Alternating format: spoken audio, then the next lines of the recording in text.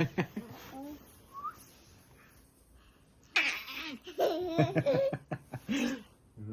रूहान। हाय guys, मैं हूँ Dipika Kakar Ibrahim and welcome back to Dipika की दुनिया। सो यस, आज मैंने शोएब का दिया हुआ ये बैग जो है वो कैरी कर लिया है। बहुत स्मार्ट लग रहा है, मुझे बहुत अच्छा लग रहा है, बहुत कंफर्टेबल है। सामान थोड़ा आया है पर कोई बात नहीं, इसे कैरी करने के लालच में मैं अपना सामान भी थोड़ी कर लूंगी। इसमें अब पता क्या हुआ है, मेनली इसमें मुझसे ज्यादा जो है रूहान का सामान आ गया है, बट ठीक है, दैट इज मोर इम्पोर्टेंट। और अब तो वो पहचान जाता है, जैसे ही हम वहां जाते हैं ना, वो डॉक्टर का क्लिनिक देख के एकदम चुपचाप सहम जाता है। सो एनीवेज, पर जाना तो है ही। मैं हो गई हूँ रेडी, शोएब नीचे जा चुके हैं, चलिए निकलते हैं।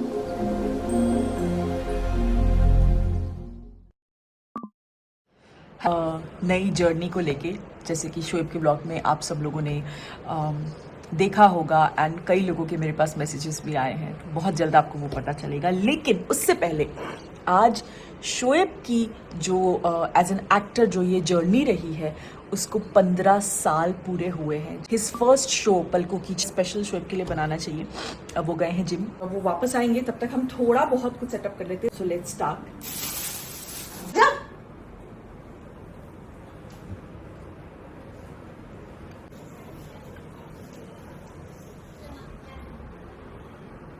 को शोएब का पहला शो पलकों की छांव में आज की डेट पे स्टार्ट हुआ था।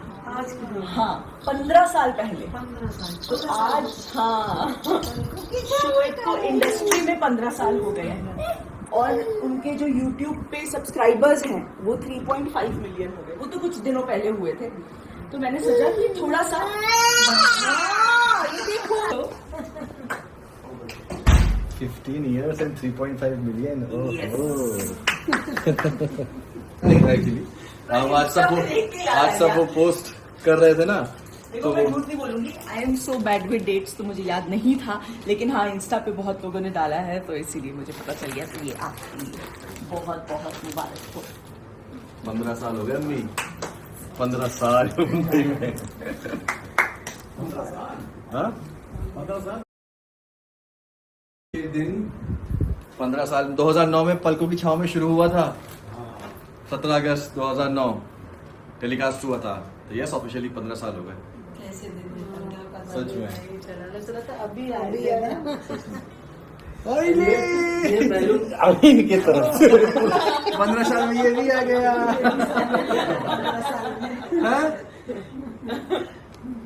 हाँ, एक्चुअल में मतलब काफी कुछ लगता है कि अचीव कर लिया है शहर में, बट आई थिंक इस चीज़ की खुशी है कि इन 15 सालों में एज एन एक्टर ठीक ठाक काम भी कर लिया है और यहाँ पे सेटल भी हो गए हैं, एक घर भी हो गया है, एक अच्छी बीवी भी मिल गई है, शादी मिल गई है, ठीक है, जिम्मेदारियां भी निभा, जितना हो सका निभा ली है, सबकी शादी भी कर दी है, मम्मी पापा साथ में हैं, सब साथ में हैं यहाँ पे, और रूहान भी आ गया है। तो आई थिंक सबसे बड़ी अचीवमेंट जो इन 15 साल के, अगर आप आज लुक बैक करो, तो एज ए ह्यूमन बीइंग मैं ये बोलूँगी कि आप as a person, as a human being जो है, आज भी बहुत सुलझे हुए हो।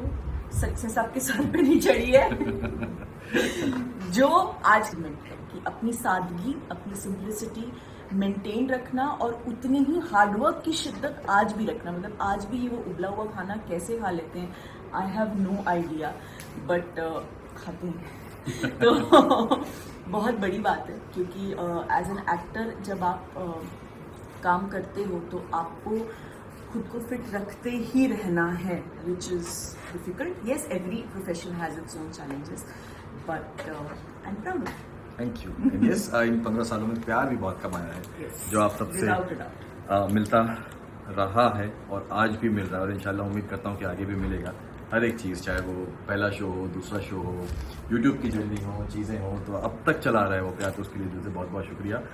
जितनी मेरी मेहनत है उतना आपका सबका प्यार है, क्योंकि उस प्यार की वजह से ही 15 सालों से आज भी मैं चीज़ें हैं इंडस्ट्री में, वरना कितने लोग आते हैं और कितने गायब हो जाते हैं, हमें चलो नहीं पापा एक मैसेज सबसे शोएब के लिए पापा कुछ बोलोगे आप आज शोएब ने 15 साल देखिए आप शोएब के लिए क्या बोलना चाहोगे 15 साल निकल गए हाँ हाँ पापा और यहाँ पता नहीं चल पाया, बहुत कुछ हो गया। आप लेके आए थे ना ट्रेन में शोएब को जब शुरू आए थे ना, हाँ। हमको लगने रहा था कि यहाँ पे ऐसा होगा, तब बढ़ जाएंगे आगे। मेरे को दिन याद है जब मैंने आपको पहली बार बोला था पापा बुलाया है पवन सर ने, बुलाया है पवन सर ने यहाँ पे नहीं, थोड़ी देर आके फिर हमने कल लौट बन जाए कहीं।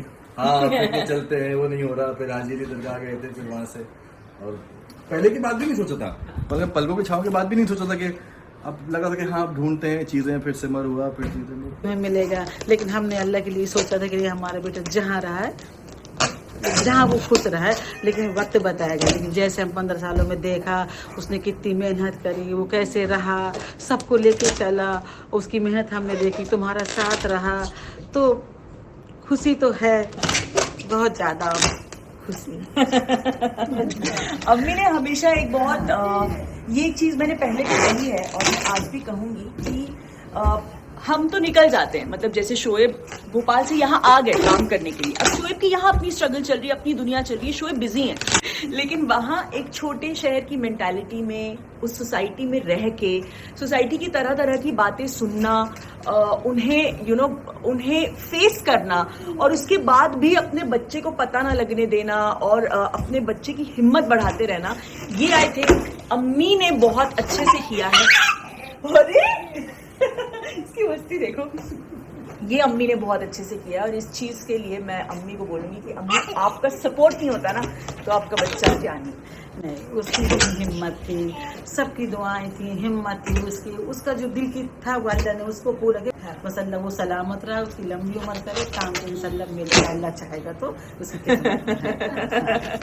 मम्मा वो बहुत मेहनती लड़का है और बहुत लविंग है, बहुत केयरिंग है। मैं तो हमेशा ही बोलती हूँ कि शोएब का best husband, best sun in law, best brother, और मेरे लिए तो वो सन ही है द बेस्ट। और वो इतना आगे बढ़ेगा कि मुझे विश्वास है कि मैं बोल सकती हूँ कि शोएब एकदम आसमान छूएगा। That is my wish from my heart. और सबसे ज्यादा एक बात, सबसे जब से ये आया, ये तो हमारे सारे गम, सारे खुशी, सब काम छोड़ के एक तरफ, लेकिन इसकी खुशी एक तरफ, ये हमारी जिंदगी में आया ये आया। आज कितनी अम्मी पापा को भी साथ में लूंगा, क्योंकि अगर उनका सपोर्ट नहीं होता तो शायद आज यहाँ पे होता नहीं, क्योंकि ऑब्वियसली बात है अगर पेरेंट्स नहीं सपोर्ट करेंगे अपने बच्चे को जो वो करना चाहते हैं तो फिर वो पॉसिबल नहीं होता, और फिर वो चीज़ें डिफरेंट होती हैं कि अगर बच्चा निकल गया छोड़ के, तो मेरे साथ टच वुड अल्लाह का शुक्र है अल्हम्दुलिल्लाह कि ऐसा कुछ नहीं हुआ, सब चीज़ें बहुत अच्छे से हुई हैं, पापा भी साथ में थे, अम्मी भी साथ में थी, और यही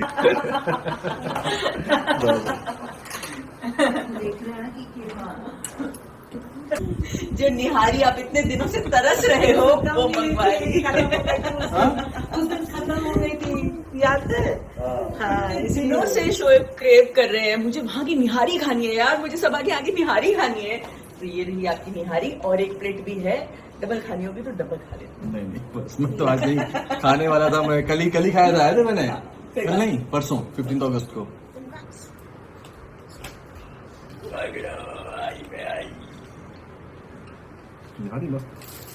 चलो चलो करो, फिर से लाओ, डालो, डालो उसमें, डालो वहाँ डालो, हाँ हाँ ऐसे, हाँ ऐसे, चल ऐसे, हाँ अभी दबा, और वो बड़ा खुश होता है, उसे बड़ा शो ऑफ करने में मज़ा आता है। ये ब्लॉग मैं यहीं ख़त्म कर रही हूँ, लेकिन ख़त्म करने से पहले एक चीज़ के बारे में बात करना चाहूँगी, जो कि है द कोलकाता रेप केस, जिसके बारे में हम सब जो हैं जान के बहुत ज़्यादा डिस्टर्ब्ड हैं, बहुत ज़्यादा गुस्सा हैं, एंड मुझे और ज़्यादा डिस्टर्बिंग और ज़्यादा गुस्सा एंड शॉक इस बात का हो रहा है कि पूरा नेशन वाइड इस केस के खिलाफ इतनी आवाज़ उठाई जा रही है, हर जगह एक जस्टिस की प्ली की जा रही है, उसके बावजूद रोज़ मतलब ऐसे खौफनाक रेप केसेस सामने आ रहे हैं। एक नर्स कोलकाता में ही जो घर वापस जा रही थी, उनके साथ ऐसा हुआ है। उसके बाद अभी हाल ही में मुझे कल की खबर है, एक टीनेजर के साथ हुआ है। एंड रोज़ जैसे ही आप खोलो अपना फ़ोन खोलो तो आपको यही अपडेट्स मिल रही हैं न्यूज़ पोर्टल्स पे। उस वक्त उन लड़कियों पर क्या बीत रही होगी, और स्पेशली कोलकाता में जो हुआ है, जिस तरीके से बताया जा रहा है, जिस हद तक का टॉर्चर उनके साथ हुआ, वो कोई जानवर से बदतर इंसान ही कर सकता है। मैं सोच भी नहीं सकती कि उस मोमेंट पर उस लड़की पर क्या बीत रही होगी। मैं ये भी इमेजिन नहीं कर सकती कि उसके पेरेंट्स ने जब उसकी बॉडी इस हालत में देखी होगी तो उन पर क्या बीती होगी। मैं सिर्फ ये एक प्ली करना चाहती हूँ एज अ लेडी, जो लॉ है वो बहुत स्ट्रिक्ट हो, जो पनिशमेंट है इस घिनौने अपराध के लिए, रेप के लिए, वो बहुत ज़्यादा स्ट्रिक्ट हो। इतना स्ट्रिक्ट हो ना कि अगर कोई ऐसा कुछ करने का सोचे भी तो उसका अंजाम क्या होगा ये सोच के वो हिम्मत ही ना जुटा पाए। तो I am just putting it an end. I don't want to stretch it far. मैं बस इसी डिमांड के साथ ये व्लॉग आज यहाँ ख़त्म कर रही हूँ कि येस, मैं as a women of India ये चाहती हूँ कि ये जो घिनौनी हरकतें ये करते हैं ना लोग, उनको कड़ी से कड़ी सज़ा देने के लिए लॉ जो है उसे स्ट्रिक्ट होना बहुत ज़रूरी है। एक कुछ मुझे नहीं पता ये कैसे होगा, इसके पीछे टेक्निकलिटीज़ क्या है, मुझे उन सब में आई डोंट नो, मुझे उन सब में नहीं पढ़ना है। मैं बस इस चीज़ की डिमांड कर रही हूँ कि उनका वो हाल होना चाहिए ना कि देखने वाले की रूह कांप जाए। जितना वो इन लड़कियों को बिना सोचे समझे तड़पाते हैं, तड़पा कर मारते हैं ना, उनको भी इतनी ही खौफनाक और इतनी ही तड़पती हुई मौत मिलनी चाहिए। मेरा बस यही मेरी एक डिमांड है एज अ वुमेन। सबको इस चीज़ के लिए आवाज़ उठानी चाहिए। ऑब्वियसली उठा रहे हैं बहुत लोग, और जो नहीं बोल रहे हैं वो भी प्लीज़ उठिए, बिकॉज जब तक हम सब नहीं बोलेंगे तब तक आई डोंट थिंक ये हो पाएगा।